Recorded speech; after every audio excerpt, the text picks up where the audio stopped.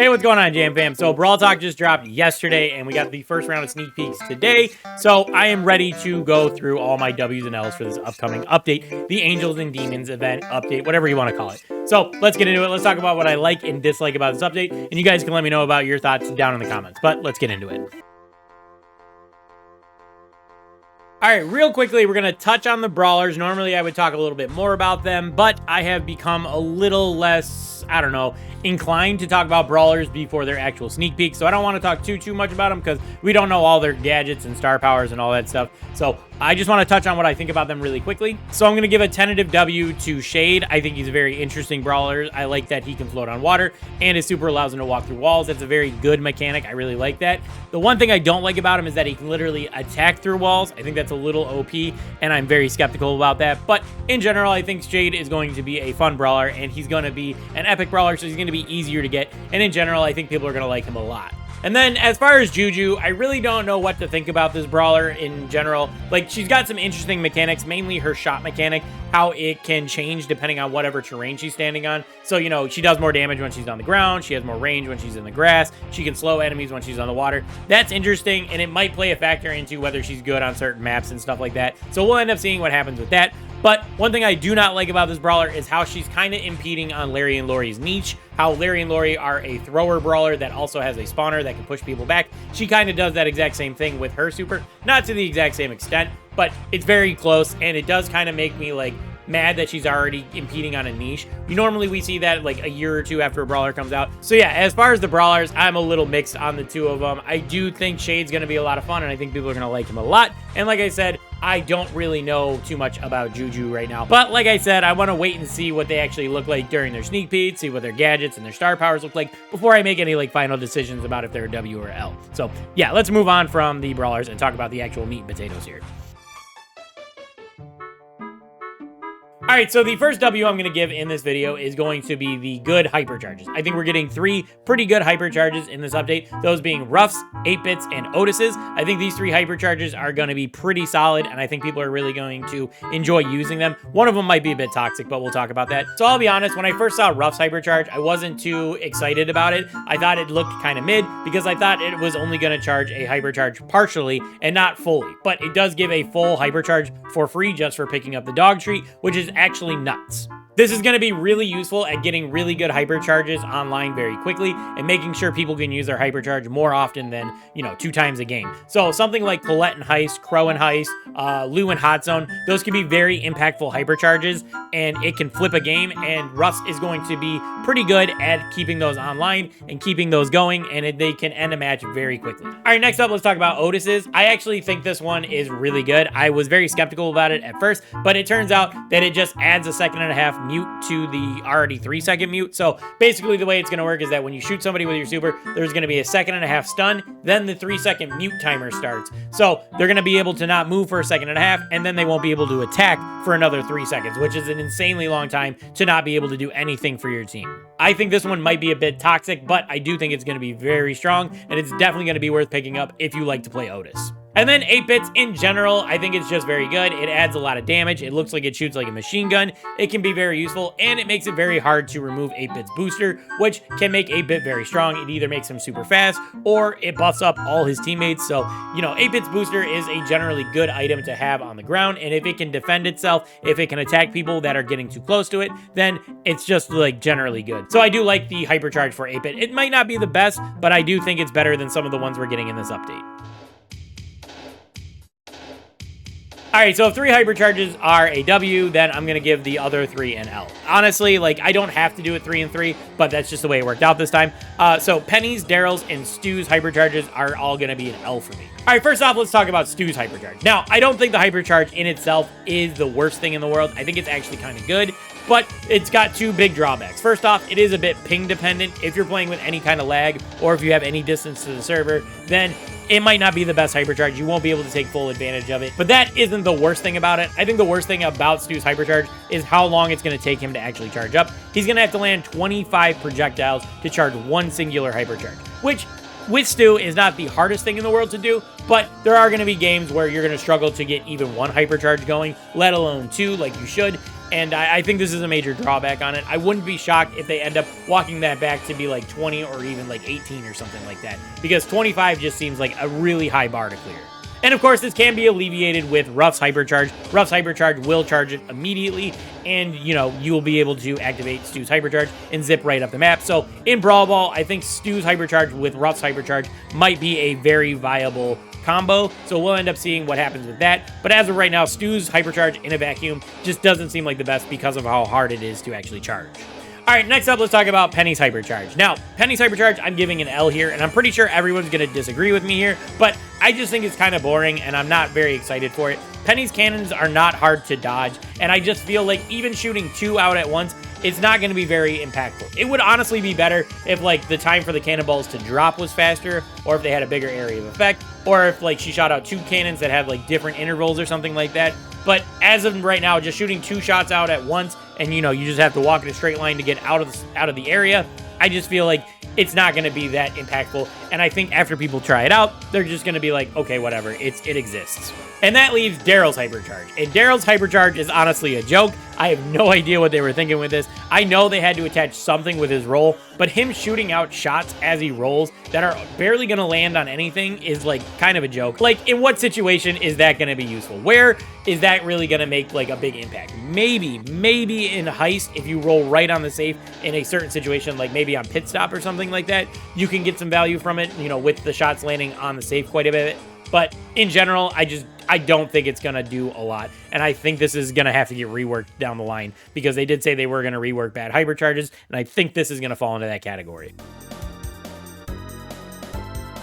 All right, so the next W I have for this update is going to be the new game mode. And no, it's not the Siege rework. I think that's just going to be Siege and nobody's really going to like it. No, they actually forgot to mention a whole game mode in Brawl Talk, and that's going to be Soul Collector. I think this mode's going to be very fast-paced. I think it's going to be a lot of fun, and I think I'm really going to enjoy it, so I want to give it a W here. So if you don't know what I'm talking about, Soul Collector's a game mode that, like I said, was not mentioned in Brawl Talk, but they dropped it today with the sneak peeks. And the way it's going to work is that when you get a kill, your enemy's going to drop a skull. Then your team needs to pick up that skull and score a point. I think this mode's going to be a lot of fun, and I think it's going to be very fast-paced. First off, I think aggro brawlers are going to be very good in it. Think people like tanks and assassins. Those brawlers are going to be very OP in it, because their job's going to be to push up the map, get kills quickly, pick up the skulls, and even if they die, then, you know, you're at least trading 1 point for 1 point. But I also think control brawlers are going to be pretty viable in this mode as well, because like I said, aggro brawlers are going to want to push up the map and get kills, where control brawlers' jobs are going to be to get them pushed back and to make sure that they don't get a lot of kills. And even if they do end up killing somebody, the skull can be defended, and if the skull isn't picked up within a certain amount of time, then it's going to disappear and the other team won't be able to score. The only thing I'll say is that since this is a seasonal game mode, the balancing of the angel and demon abilities might end up ruining it. So for example, demons have this ability Gluttony, which will spawn a power cube every time you pick up a kill. So there's a chance that, say, like an aggro brawler gets like 2 or 3 kills, they pick up all these power cubes without dying, they will end up steamrolling an entire team, and like a situation like that will be very unfun to play against. So like I said, the balancing of the demon and angel modifiers might end up ruining this mode, but I think the concept of the mode is pretty solid, and I'm excited to try it out. So I'm gonna give it a W here.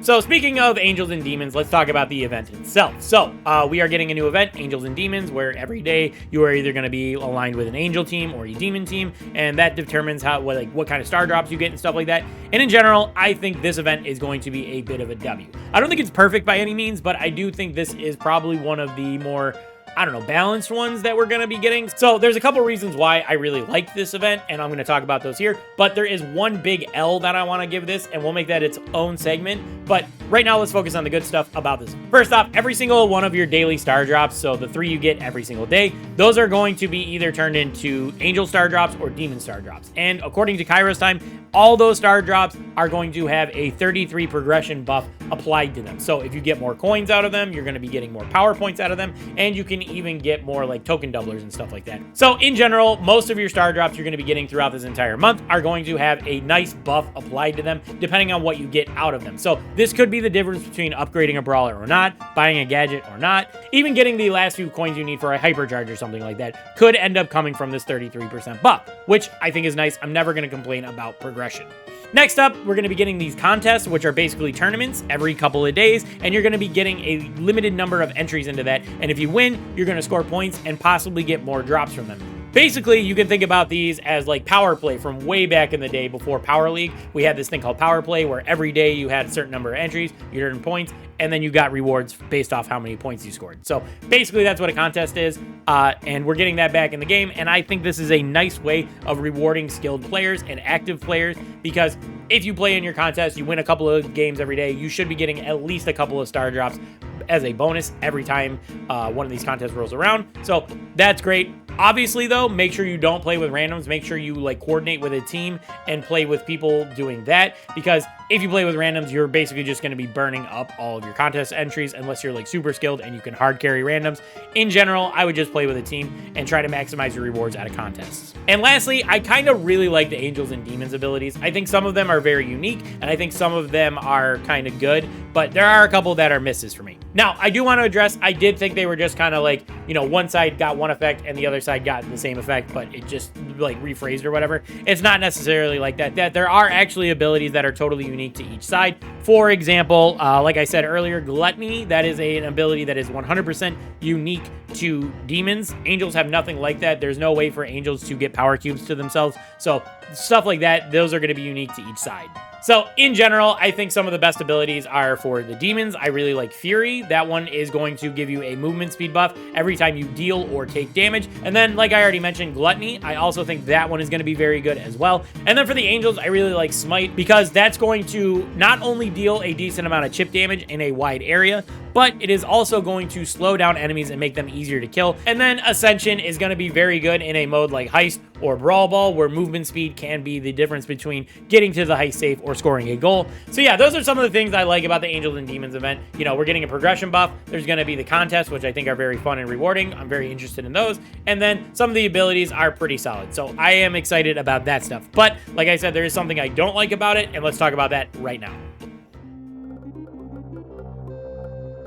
All right, so in this update, we are getting 2 hypercharged skins. We are getting a couple of them for Edgar, and we're getting a couple of them for Mortis. And in the past, we have been able to guarantee that we will get 1 hypercharged skin during an event. So for example, in Godzilla, we were able to get a Godzilla skin out of our club event, and in the Mega Box one, we were able to get Sovereign Rico out of Mega Boxes after you open 10. We think in this event, we would be guaranteed to get some kind of hypercharged skin at some point. But no, there is no guarantee to ever get a hypercharged skin in this event. The only way to get it is based on RNG luck, or you buy it out of the shop. And I think that really sucks, and I have to give it an L here. I am not a fan of the way they're doing this at all. All right, so today, like I said, it was actually confirmed the only way to get one of these hypercharged skins is to actually get it out of one of the seasonal star drops. So your angel ones or your demon star drops. That's the only way to get one of these hypercharged skins right now.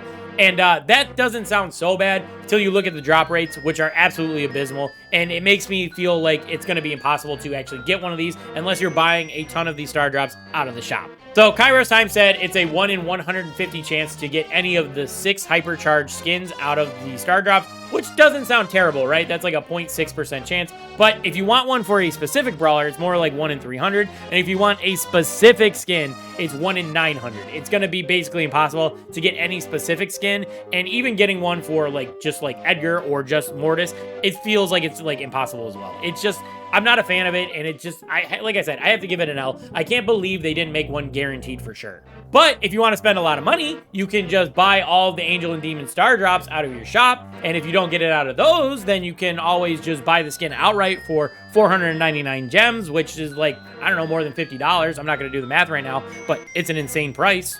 So yeah, if you can't tell, it feels like a bit of a cash grab here, and I know they need to make their money somehow, but I'm not a fan of this, and I'm not going to glaze them for just making it, you know, pay to win to get this skin. You know, they should have made it at least one of them guaranteed. You should have been able to pick one of the skins guaranteed to get after you open so many star drops, but no, they gotta go the extra mile. They gotta make their money somehow. It's not just good enough to sell skins. You gotta make people want these skins. So I don't know. I'm not gonna glaze it. It's an L for me.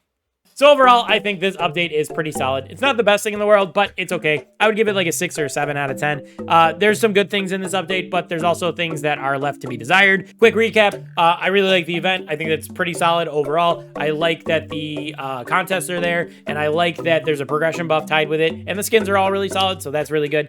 We're getting a fun new game mode that I'm excited to try out, so that's cool as well. And half of the hypercharges are pretty solid, so those are all W's in my book.